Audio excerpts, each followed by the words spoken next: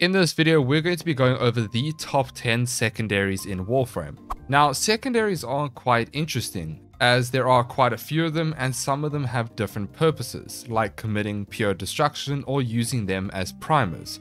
In this video, I'm going to be focusing more on the top 10 weapons to deal damage. However, I am not going to just stop there. I will also be giving you some suggestions for beginners to mid-game secondaries as well as primers with their builds. If you guys have any specific favorite secondaries you personally like, by all means pop it in the comments below and I will check them out in game. Also, I am live on Twitch often, so go and follow me there or watch me live on YouTube. Now, onwards to the 2024 list. Firstly, we have the OcuCore. The OcuCore is quite a unique pistol. It is an MR8 secondary that is obtained through the Energy Lab in your clan dojo. This pistol is incredibly strong, especially for a fairly early mid-game-ish weapon. It has a unique trait where every time you kill an enemy, it generates up to 4 tendrils, which will lock onto nearby enemies near your reticle. When you reload the OcuCore, it then resets, and then you have to kill the enemies again to regain the tendrils. But there is a huge but. The OcuCore has an augment called Sentient Surge. Problem: this augment costs 220 platinum, which is super expensive, however very much so worth the investment for this weapon. So it technically doesn't make it a mid-game weapon because you're going to spend so much on the augment, because the augment completely changes this weapon. Sentient Surge works as follows. Each enemy killed refills 20% of the OcuCore's magazine. Status chance and critical chance are increased by 60% for each tendril active. That means with 4 tendrils, you have 240% increased critical and status chance. This is an incredibly powerful mod that pretty much transforms the OcuCore, as you can effectively never run out of ammo as long as you are killing enemies. This is the OcuCore build I run for a general build. This is the blast version, which is super satisfying. I just went over weapons that are good with blast in my previous video if you want to check that out. And here is the budget version for this weapon.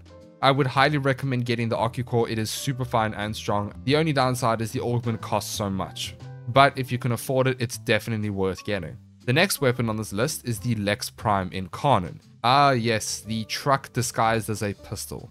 This weapon is super satisfying to use because of the huge amounts of bleed ticks you get from this weapon with the Incarnon form. Problem is it fires a little slow, but that's not the end of the world, as it makes up for it by how hard it hits. The Incarnon forms are Hoplite Virtue, Lex Talionis, and Critical Parallel. This is the Steel Path build I use. You can use any arcane you have available, and here is the budget version of the build. A really fun pistol if you're wanting to deal some serious slash procs. You have infinite punch do with the Incarnon form as well, and it makes up for some super satisfying kills. Now moving on to the Prisma Angstrom Incarnon. The Prisma Angstrom is slightly slept on, in my opinion. This Incarnon switches from a rocket projectile to a heat-seeking fireball that ricochets towards nearby enemies. This Incarnon form does a lot of damage. It also has a decent amount of ammo capacity in the Incarnon form, and the ricochets do a decent amount of damage too, allowing you to kill groups of enemies. The only downside of this weapon is the base form has a really low ammo pool, and you can burn through your magazine and total ammo really quickly if you don't get enough ammo back or you don't charge your Incarnon form quick enough. However, it's actually really easy for you to land one shot in the general area of an enemy's head, and then you can charge that form really quickly. The evolutions are Haven Foray, or Foray, I don't know how to say that, Rapid Reinforcement, and Critical Parallel. This is the endgame setup that I used, and this will be the budget version. This is a really fun pistol that shreds through everything. Before we go into the next weapon, if you could smash that like button, as it really helps me out with the video, thank you so much.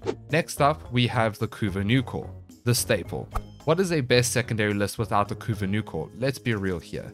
One of the most important secondaries to have is a mid-game player and even a late-game player as well. A beam pistol which chains to nearby enemies, boasting a really high status chance as well as some decent crit and crit damage.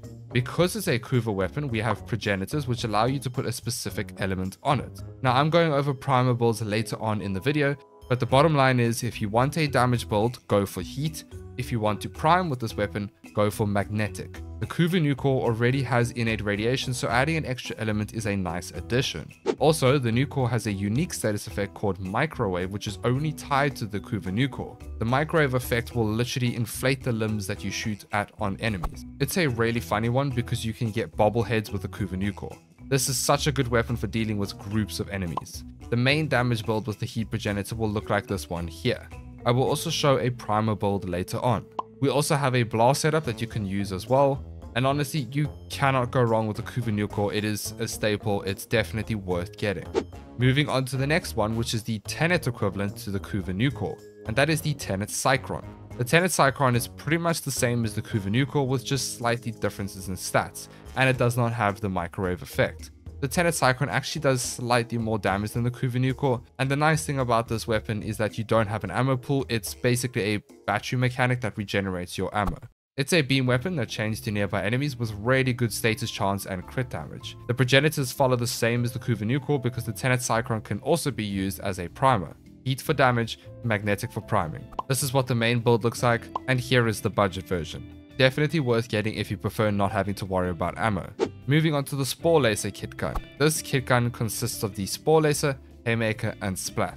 Now this bad boy shoots out bomblets that explode into smaller bomblets. So it's a really nice AoE weapon that clears groups of enemies. The main reason I like this pistol is because it absolutely shreds acolytes in Warframe. Like, it literally deletes them. You can also get this weapon fairly early into the game depending on how much you invest into your standings. For the Arcane, I would recommend Pax Charge so you have infinite ammo. It's a decent base steel path and late start chart weapon, but it's not going to carry you into level cap. Here is the main build that I use, and here is the budget version. Not much more to say about it other than if you enjoy AoE weapons, you will like the Spore Laser. The only thing is, you will have self-stagger from the explosions, so make use of Unairu with poise to avoid the knockback all the time. I would highly recommend getting this pistol if you want to use it to kill acolytes and also just general gameplay. Next up, we have the Furus Incarnate. This thing is the Clamora Prism, but even better. The Incarnate form turns it into a beam of death, and honestly the Furus, for lack of a better word, melts everything in Warframe. The heat procs especially just make steel path enemies a joke. The Incarnate evolutions are Haven Foray, Extended Volley, and Elemental Balance. Now, there are two builds for the Furus. The main corrosive heat or viral heat build, which looks like this, or the blast version, which does not do as much damage but still explodes groups of enemies and is super satisfying to play with. The Furus is a very popular one. Many people know how strong this weapon is in Warframe, so I would recommend building it if you haven't already. The next weapon will be the Dual Toxicist Incarnate. Arguably one of the best secondaries, if not the best secondary in the game. This weapon is a damage powerhouse. It's a normal semi-auto pistol, but when you get a headshot, you will gain the Frenzy buff, which gives you 150% more fire rate, 100% ammo efficiency, and 100% toxin damage for 3 seconds. But with the Incarnate form, the ammo efficiency does not apply. The Incarnate form turns this thing into a demon mode and turns it into an auto-fire gun, and your bullets will ricochet to nearby enemies. The Incarnate evolutions are Carnage Rain, Marksman's Hand, and Commodore's Fortune. The Incarnate form increases the base crit chance by a lot, and this weapon has really high status chance. The main build I run is this one here, and this is the budget version if you don't want to invest too much former. Not only that, you can also use a blast version of this weapon as well, which is insanely satisfying to play. The Dual Toxicist is incredibly strong. It's pretty much on par with the Latum, which of course brings me to the Latum on this list. The Latum is a standard and has been known to be the best secondary in the game for the longest time. The OG Incarnate weapon obtained through the Zaramon in Warframe. It's an MR14 weapon, so it's quite late in terms of MR requirements, but what makes this weapon so special is because of the Incarnate evolution Devouring Attrition, which gives you a 2000% damage boost on non-crit hits. So, the lower the crit rate on this weapon, the better. The evolutions I went for are Rapid Wrath, Lethal Rearmament, Elemental Excess, and Devouring Attrition. Here is the main build that I use for the Latum, and here is the blast version for it, which works really well, and here is the budget version for those of you who don't want to invest too much former. I don't need to say anything more about the Latum. It's no secret that this weapon is incredibly strong. It's been like this for a very long time. For the last weapon on this list, we have the Compressor. I bet you didn't expect to see this weapon on this list. Well, let me tell you something. It is. Why? Well, bubbles. And what is more satisfying than bubbles? Explodey bubbles. Yes, we can go one step further. Blast plus bubbles equals even more explosions. Okay, the Compressor isn't just good with blast. This weapon is in fact a super fun secondary that is not super overpowered but holds up, and it's just different. The Compressor is an MR8 pistol that has innate viral on it, so you can easily mod for heat, which works incredibly well as this weapon has insanely good status chance, allowing you to stack up tons of heat procs with it. It also scales incredibly well with multi-shot. So this is a status bubble weapon, and it also has decent crit chance. Now the main build that I use is this one here. This is a damage build that is actually quite good in Steel Path. You can even mod for corrosive heat as you have innate viral, so that's 3 elements. Here is the blast version, and here is the budget build for this weapon as well. In all honesty, this pistol is slept on, and it is technically one of the best primers in the game for single target, which I'm going to go over right now. So primers, what are they?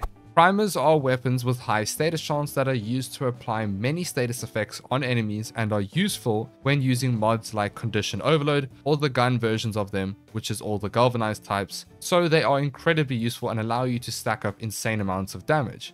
Even if you don't use the CO type mods, you can still use them to apply, let's say, cold on enemies to slow them, or corrosive and heat to semi-armor strip them, thus increasing your overall damage. The first primer for this list will be the Kuva Nucor.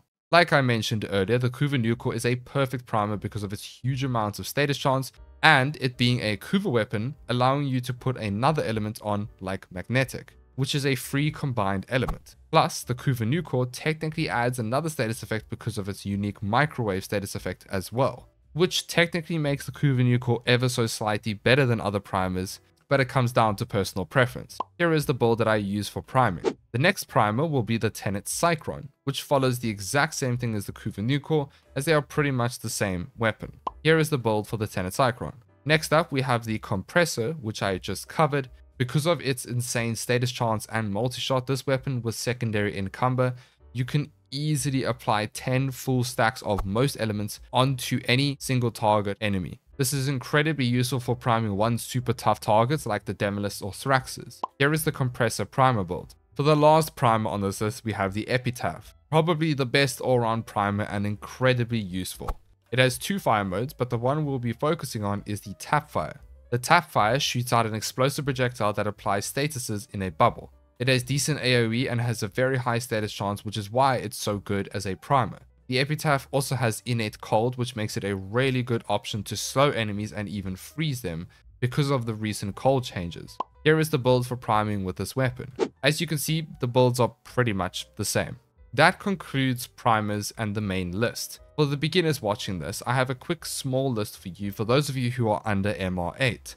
You see, you can use this exact super cheap build for Star Chart for all the weapons that I suggest. It's a simple build that has the same framework that makes use of flat damage, fire rate, crit damage, crit chance, and then multi-shot is added later if you have the space for it, but as a low MR player, you won't be having much capacity.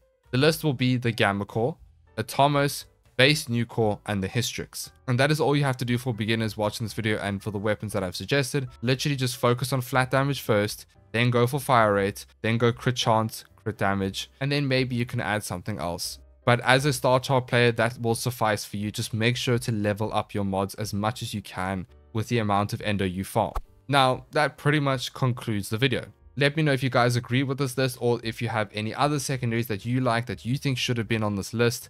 Otherwise, pistols are quite important in Warframe and can be used for various different reasons. Some of them are super fun to play and offer you some great gameplay. Otherwise, I don't have much more to say. That concludes the video. Thank you so much for watching, and as always, a massive thank you to all of our channel members. You guys are amazing. Thank you so much. Don't forget to leave a like and subscribe, and I will see you all in the next one.